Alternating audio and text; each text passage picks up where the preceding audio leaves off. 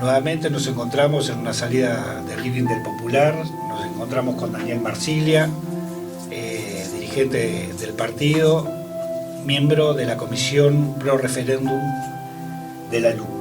Daniel, ¿qué nos podés contar o adelantar sobre el trabajo que están llevando adelante? Bien, ¿qué tal, compañeras y compañeros? Gracias, Juan, gracias al Popular por la invitación.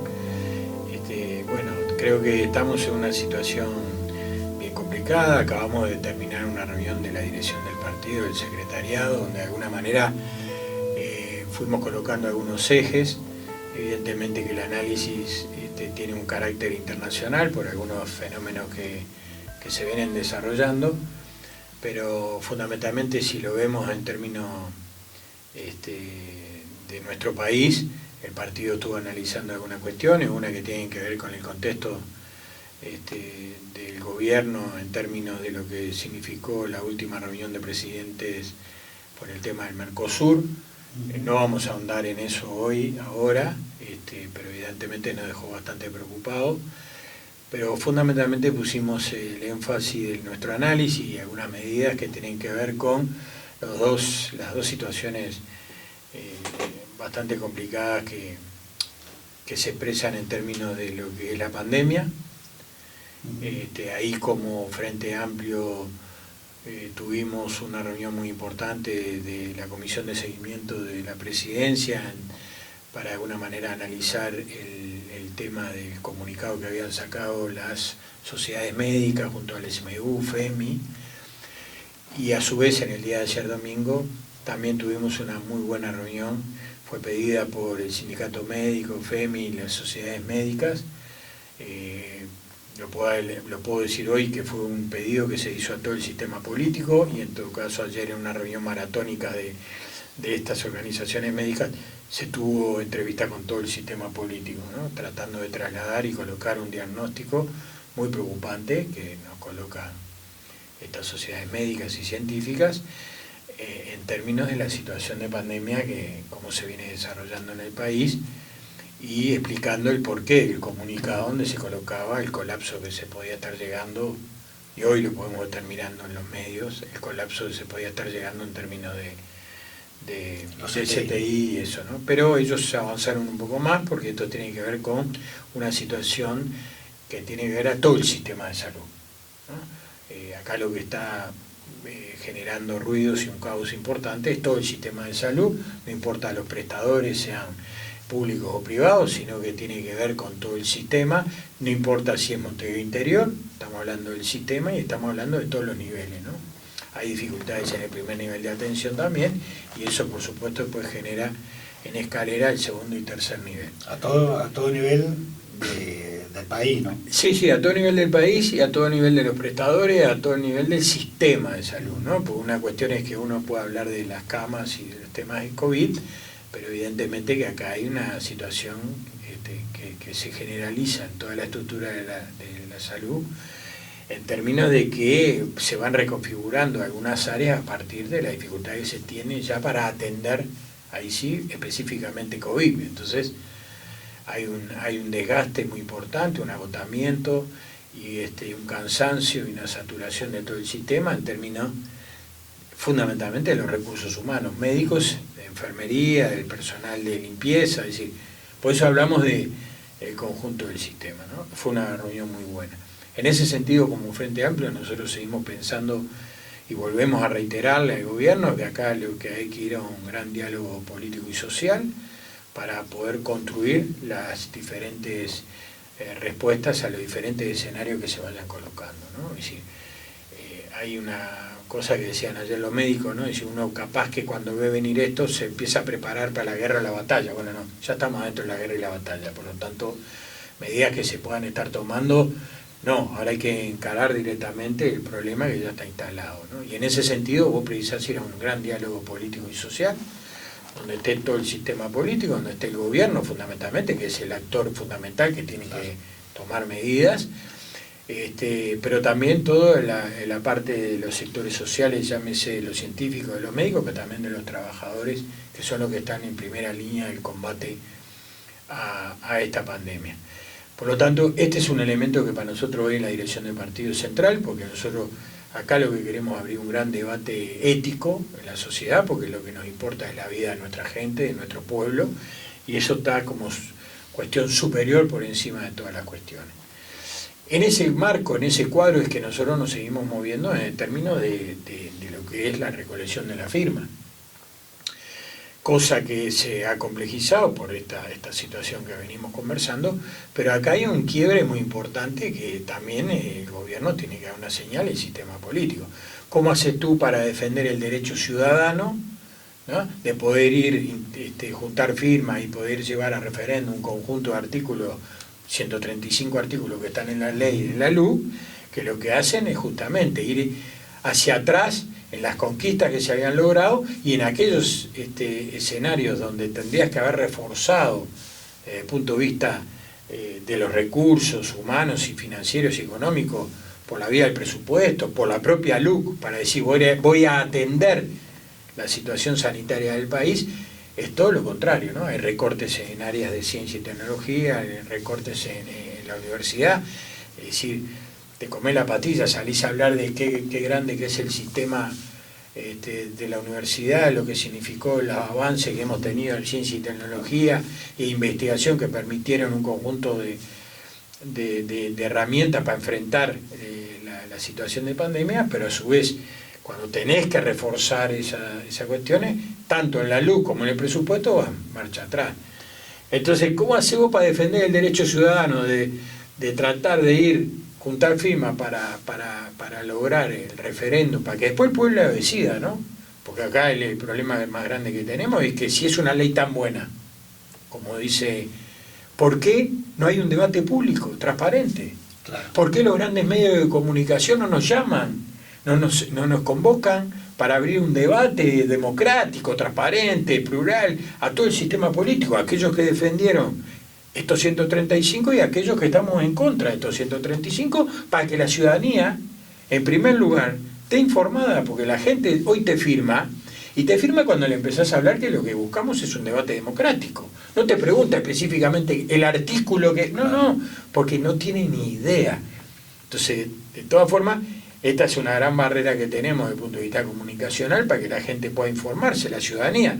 Porque ¿cómo ato yo el discurso del gobierno que me habla de la democracia, de la transparencia, de la libertad? Pero a su vez no tengo ni libertad, ni transparencia, ni aspectos democráticos que me conduzcan a que esto sea parte de un debate en toda la sociedad. Pero bueno, en ese marco y en el marco de pandemia es que nosotros seguimos juntando firmas.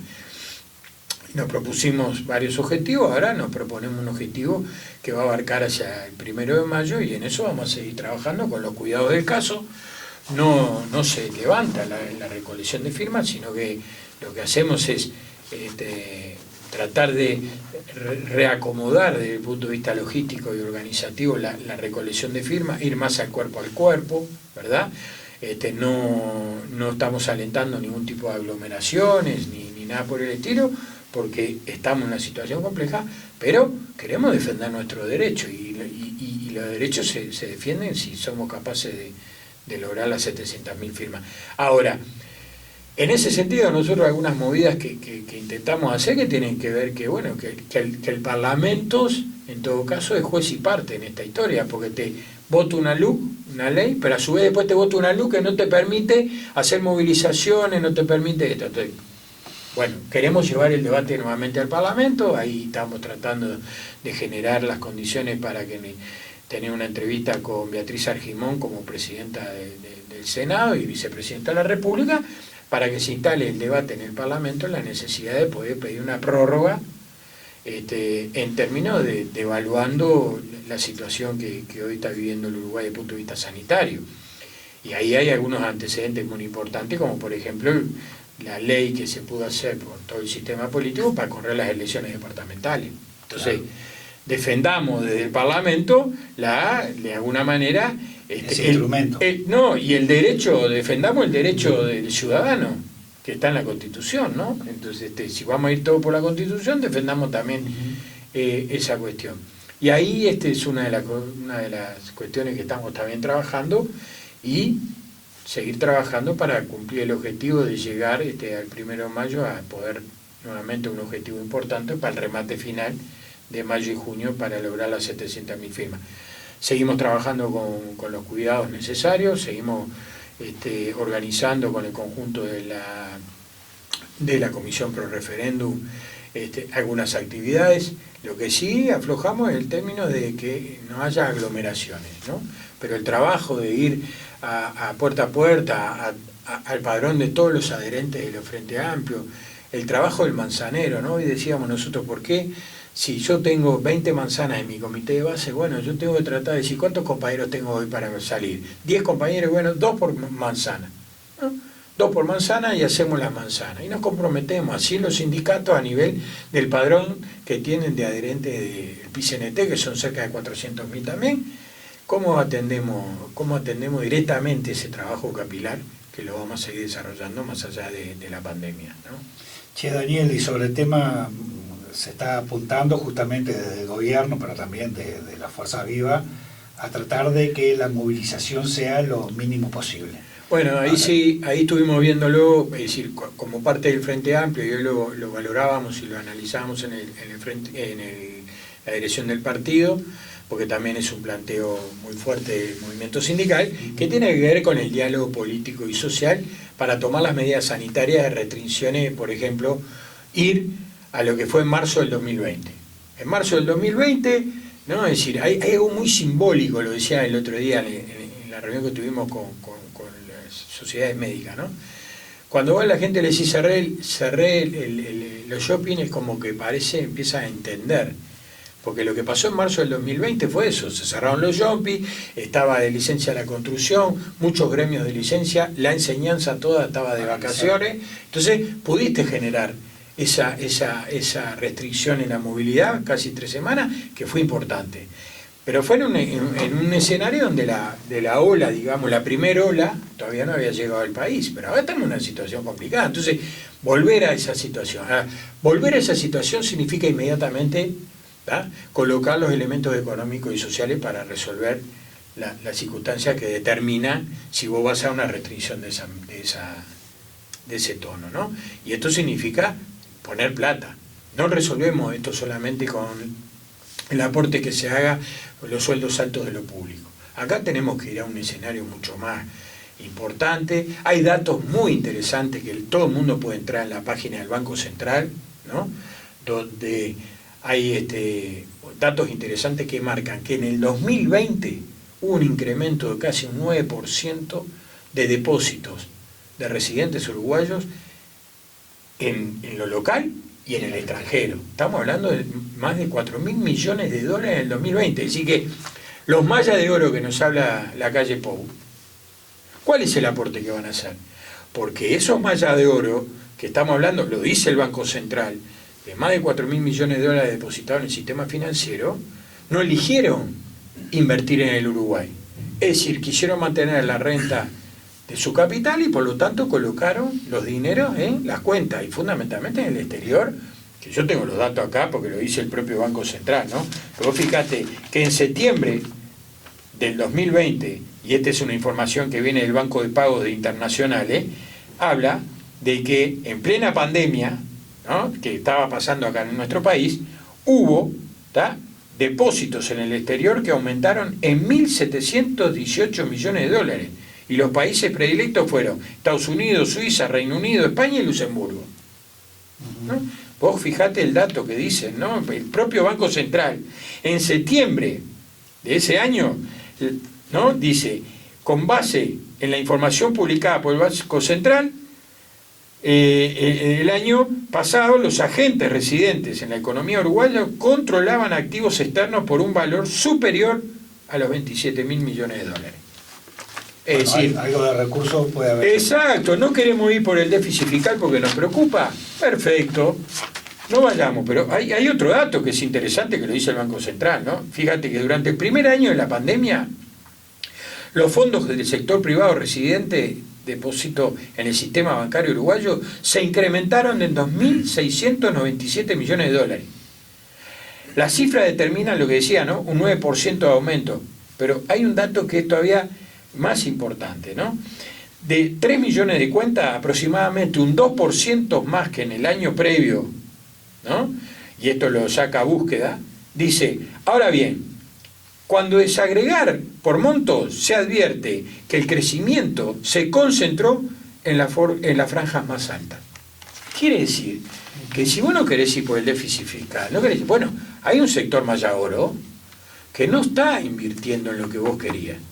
Y a esto yo podía agregar la agroexportación, que también se mantuvo, ¿no? Es decir, en el 2020 los precios internacionales de los commodities y la necesidad de que China, que es el país que viene tirando y sigue creciendo, ¿no? La exportación de granos, la exportación de carne, fue importante. Es decir, vos tenés sectores hoy que acumulan determinada riqueza que podían estar dando una mano al conjunto de los uruguayas y uruguayos, cuando por otro lado tenés en el polo de la contradicción 100.000 nuevos pobres, 11% de desocupación, 40.000 pequeñas y medianas empresas que cerraron. Entonces, estamos hablando de 2 Uruguay, ¿no? Entonces, tenemos un sector de la sociedad que no le ha pegado la pandemia, al decir de un solo Uruguay, decía, los que tienen la vaca atada no sufrieron la crisis de la pandemia, pero tenés un sector de la sociedad muy importante que está sufriendo y muy fuerte. Esto no solamente desde el punto de vista sanitario, sino también económico y social. Entonces, el diálogo es para tratar de resolver las políticas sanitarias para defender la vida de la gente, pero a su vez darle la posibilidad a que nuestra sociedad, nuestro pueblo, que es el que está más jodido en muchos sectores, tengan 3 comidas diarias. Resumiendo, entonces, sería apoyando con una renta básica. Sí, yo no me quiero enredar con los nombres, sí. ¿no? Parafraseando al gran filósofo Sanguinetti, ¿no? Porque le importa, salió a putear sobre la renta básica en los grandes medios. Ahora, ¿qué dijo? ¿No? Reivindicó la fortaleza del Estado.